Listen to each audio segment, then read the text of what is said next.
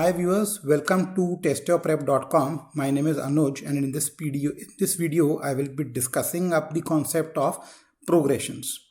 अब बेसिकली हमारे पास दो प्रोग्रेशंस होती हैं by the name of arithmetic progression, ठीक है जी, अर्थमेटिक प्रोग्रेशन, इसको हम शॉर्ट फॉर्म में एपी भी कहते हैं, and the next one is geometric progression, इसको हम शॉर्ट फॉर्म में जीपी भी कहते हैं. तो let us take an example of arithmetic progression that is 1 3 5 7 9 11 and so on. और क्या हो सकता है 3 0 -3 -6 and so on, 2 2.5 3 3.5 and so on. तो यहाँ पे आप देख सकते हो कि कॉमन डिफरेंस सेम आ रहा है. Common difference, how do I term common difference? अब आप यहाँ पे कॉमन डिफरेंस देखो. Common difference would be 3 - 1 that is 2, 5 - 3 that is again 2. तो आप देख सकते हैं next term minus previous term, I repeat, next term minus previous term जो है वो उसका डिफरेंस हमेशा सेम आ रहा है.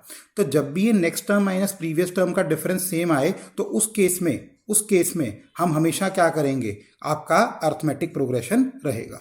आप एग्जाम्पल 2 में भी देख सकते हैं. 0 - 3 कितना हो गया, -3. यहाँ पे -3 - 0 कितना हो गया, -3. यहाँ पे -6 - 3 कितना हो गया, -3. तो यहाँ पे भी आप हर बार डिफरेंस सेम देखते जा रहे हैं. तो ऐसा सीक्वेंस जिसमें डिफरेंस सेम रहे उसको हमेशा हम क्या कहेंगे, अर्थमेटिक प्रोग्रेशन, अर्थमेटिक प्रोग्रेशन. वहीं पे what do you mean by geometric progression? Let us taking example 1 2 4 8 16 and so on, 4 2 1 1/2 and so on. तो आप देख सकते हैं यहाँ पे डिफरेंस अलग अलग चली जा रहा है, बट रेशो कैसे निकलेगी? Next term divided by previous term, next term divided by previous term, next term divide by previous term, next term divide by previous term. हर बार आप देख सकते हैं कि नेक्स्ट टर्म को प्रीवियस टर्म से डिवाइड करेंगे, नेक्स्ट टर्म को प्रीवियस टर्म से डिवाइड करेंगे तो उनका रेशो हर बार सेम आता जा रहा है. तो ऐसे सीक्वेंस को हम क्या कहेंगे, आपका ज्योमेट्रिक प्रोग्रेशन. दूसरे केस में अगर आप देख सकते हैं तो 2 डिवाइडेड बाय 4, 1 डिवाइडेड बाय 2, उसके बाद 1 डिवाइडेड बाय 2 और 1/2 डिवाइडेड बाय 1. तो हर बार जो आपका रेशो आ रहा है that is coming out to be 1/2, that is coming out to be 1/2. तो यहाँ पे जहाँ पे डिफरेंस सेम हो उसको हम कहेंगे अर्थमेटिक प्रोग्रेशन, जहाँ पे रेशो सेम आएगी उसको हम कहेंगे ज्योमेट्रिक प्रोग्रेशन. आई होप सबको एपी और जीपी के बीच में डिफरेंस समझ आ गया. अब इन दोनों कैटेगरीज के अपने अपने फॉर्मूलाज हैं, तो क्वेश्चंस के थ्रू हम उस फॉर्मूलाज की एप्लीकेशन को समझते हैं. अगर नोट कर लिया है तो आप आगे मूव ऑन कर जाइए वीडियो के साथ. अब फर्स्ट क्वेश्चन क्या कहता है? फर्स्ट क्वेश्चन कहता है 12 18 24 30 find the 25th term of the sequence, find the 25th term of the sequence. अब ये एपी है कि नहीं मुझे कैसे पता लगेगा? यहां पे आप देखिए डिफरेंस कितना है, 6. यहां डिफरेंस कितना है, 6. यहां डिफरेंस कितना है, 6. तो हर बार डिफरेंस 6 चलता जा रहा है, therefore it is an AP.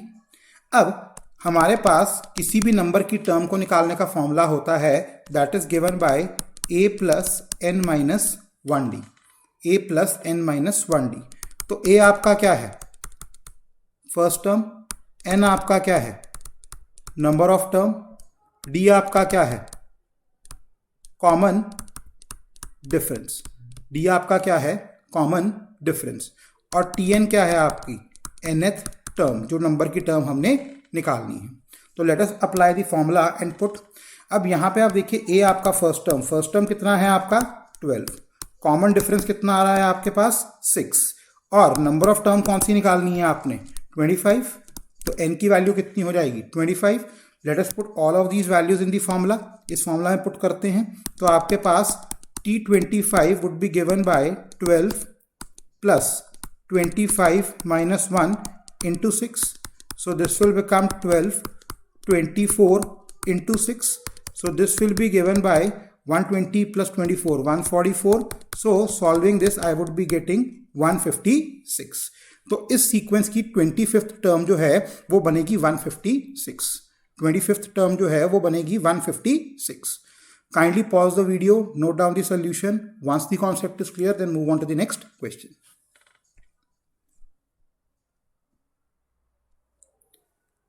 Question number 2. Question number 2 कहता है एक सीक्वेंस है आपके पास 11, 26, 41, 56. Find the sum of 25 terms of an AP. अब ये एपी है, हमें कैसे पता लग रहा है?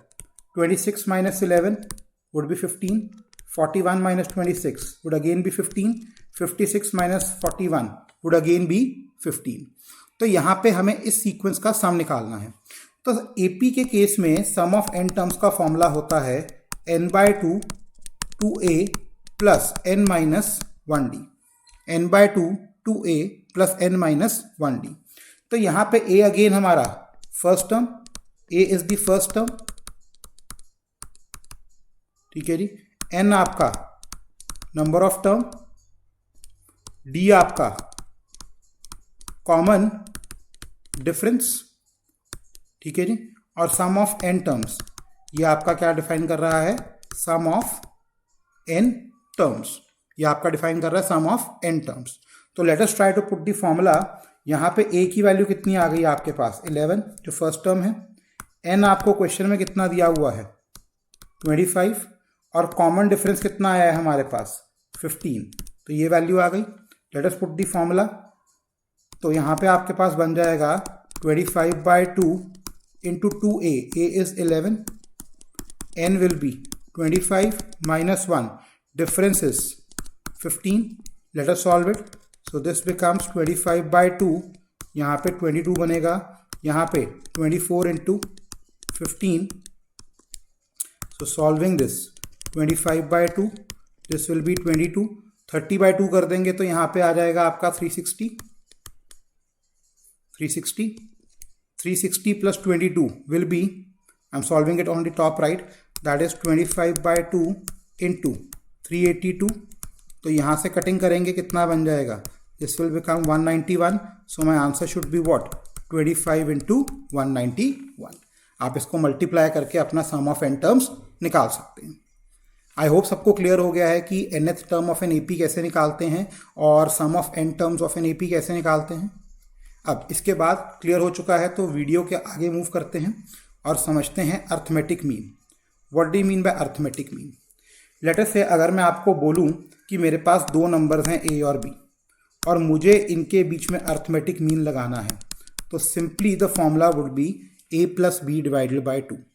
a plus b divided by 2. ये मेरा एक अर्थमेटिक मीन होगा. अर्थमेटिक मीन्स बेसिकली होते क्या हैं? अगर मैं कहूँ कि a b c और d जो हैं वो अर्थमेटिक प्रोग्रेशन में हैं, तो a और c, b और c जो रहेंगे वो अर्थमेटिक मीन्स होंगे. किन्हीं भी दो स्टार्टिंग और एंडिंग नंबर्स के बीच के नंबर जो उसको अर्थमेटिक प्रोग्रेशन में कन्वर्ट करता है उनको हम कहते हैं अर्थमेटिक मीन्स. ठीक है जी. नोट करने के बाद इसकी एप्लीकेशन हम देखते हैं. क्वेश्चन नंबर 4 क्या कहता है हमारा? Find the arithmetic mean of 5 and 15. 5 and 15. तो ये हमारा a बन गया, ये हमारा b बन गया. अर्थमेटिक मीन का फॉर्मूला हमने सीखा है a plus b divide by 2. So 5 plus 15 divided by 2, so that is 20/2. My answer should be what? 10. 10 is the arithmetic mean between 5 and 15. तो आप देख सकते हैं जब 5, 10 और 15 को मैं लिख रहा हूँ तो ये सीक्वेंस जो है वो मेरा अर्थमेटिक प्रोग्रेशन के अंदर बन रहा है. तो इसका मतलब अर्थमेटिक मीन्स जो हैं वो सीक्वेंस को एक अर्थमेटिक प्रोग्रेशन में कन्वर्ट करते हैं. आई होप सबको ये क्लियर हो गया होगा. Once clear then move on to the next question. अब हमारे पास जो नेक्स्ट क्वेश्चन है वो है 5, 10, 20, 40. Find the 8th term of the GP. अब ये जीपी है, हमें कैसे पता लगेगा? रेशो निकाल के चेक करते हैं. 10 divided by 5 is 2, 20 divided by 10 is again 2, 40 divided by 20 is again 2. आप देख सकते हैं हर बार जब मैं रेशो निकाल रहा हूँ next term divide by previous term की, तो मेरे पास क्या बन रही है? रेशो 2. तो जहाँ पे रेशो सेम होती है वहाँ पे हम क्या कहते हैं? Geometric progression. तो अब इस ज्योमेट्रिक प्रोग्रेशन का मुझे क्या निकालना है? 8th term. तो nth टर्म का फॉर्मूला जो हमारे पास रहता है in case of GP that is given by tn a into r to the power n -1. a into r to the power n -1, जहाँ पे a आपका फर्स्ट टर्म, आर आपका कॉमन रेशो और एन आपका नंबर ऑफ टर्म, एन आपका number of term. तो यहां पे अगर हम सीक्वेंस में देखें, my a would be 5, first term is 5, my common ratio is 2 and value of n is what 8, value of n is what 8। तो यहां पे अगर मैंने T8 निकालना है, so this will become 5 2 to the power 8 minus 1, 2 to the power 7। अब 2 to the power 7 is given by 2, 4, 8, 16, 32, 64, 128. So 5 into 128. Again using the concept of Vedic maths, I'll replace it by 10 by 2. So this gets cancelled. So मेरे पास मेरा answer कितना आ गया? 640 is the 8th term of the following GP. I hope सबको ये clear हो गया होगा. Once it is clear, then move on to the next question. Next question. Find the sum of infinite terms of the GP. Find the sum of infinite terms of the GP. अब sum of n terms की अगर हम बात करें, sum of n terms जो है उसके फॉर्मूले हमारे पास रहते हैं a r to the power n minus 1 upon r minus 1, या फिर sum of n terms a 1 minus r to the power n upon 1 minus r। अब ये फॉर्मूला हमारा कब यूज होगा? जब रेशियो है हमारी greater than 1, and this formula will be used when ratio is lesser than 1। और इसके अलावा अगर हमारा सीक्वेंस इनफाइनाइट है, यानी कि पता नहीं कहाँ तक चलता जा रहा है, तो उस केस में मेरा जो सम होगा that would be given by a upon 1 minus r। और इस केस में r जो है वो हमेशा लेसर देन 1 रहेगा, क्योंकि अगर r 1 से बड़ा होगा तो सम बाय डिफॉल्ट क्या हो जाएगा आपका? इनफाइनाइट। तो kindly sum of n terms का फॉर्मूला इसमें नोट कर लीजिए, जहां पे a आपका क्या रहेगा? फर्स्ट टर्म, r आपके पास क्या रहेगा? कॉमन रेशो, n आपके पास क्या आ जाएगा? Number of terms. ठीक है जी। तो यहां पे आप फॉर्मूला पॉज करके एक बार नोट करिए। Once you have noted it down, then let us try to solve this question.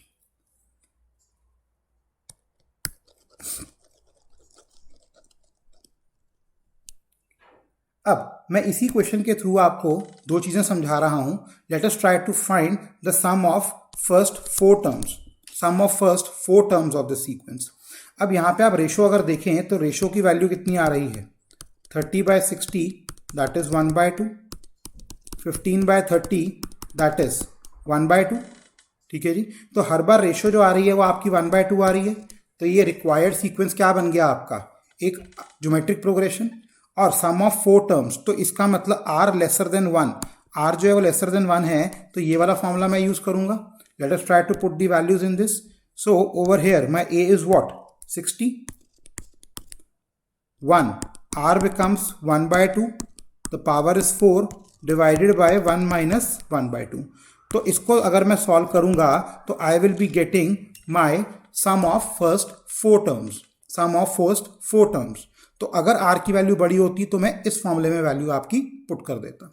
अब इस क्वेश्चन में जबकि मुझे क्या निकालना है? I have to find the sum of infinite terms. आप इनफाइनाइट टर्म्स, तो इनफाइनाइट टर्म्स के लिए ये फॉर्मूला है। तो simply I will be putting up the value over here. My a is 60, 1 minus 1/2 that would be 60 upon 1/2। तो net value मेरे पास कितनी आ रही है? 60 आ रही है। नेट वैल्यू कितनी आ रही है मेरे पास? 60 divided by 1/2, so it should be given by 120। तो आप देख सकते हैं इस सीक्वेंस का सम ऑफ इनफाइनाइट टर्म्स क्या है मेरे पास? 120। आई होप सबको क्लियर हो गया है how to find the sum of n terms of a geometric progression along with how to find the sum of infinite geometric progression. Once it is clear, then move on to the next question.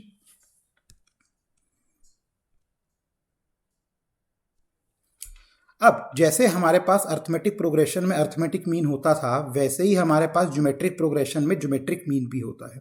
तो अगर मैं आपको बोलूं कि ABC are in GP, अगर ABC GP में है तो इनका ratio that is B/A should be equals to C/B, B/A should be equals to C/B। तो यहां से क्रॉस मल्टीप्लाई करेंगे, so B² should be equals to AC। So b की value will be what? √AC। जो आपका ये b है इसको हम क्या कहते हैं? Geometric mean. Geometric mean. तो बी का जो फॉर्मूला है that is given by under root AC।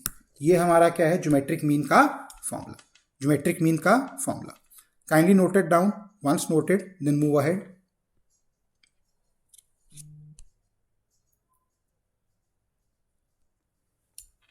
Question कहता है find the geometric mean between this.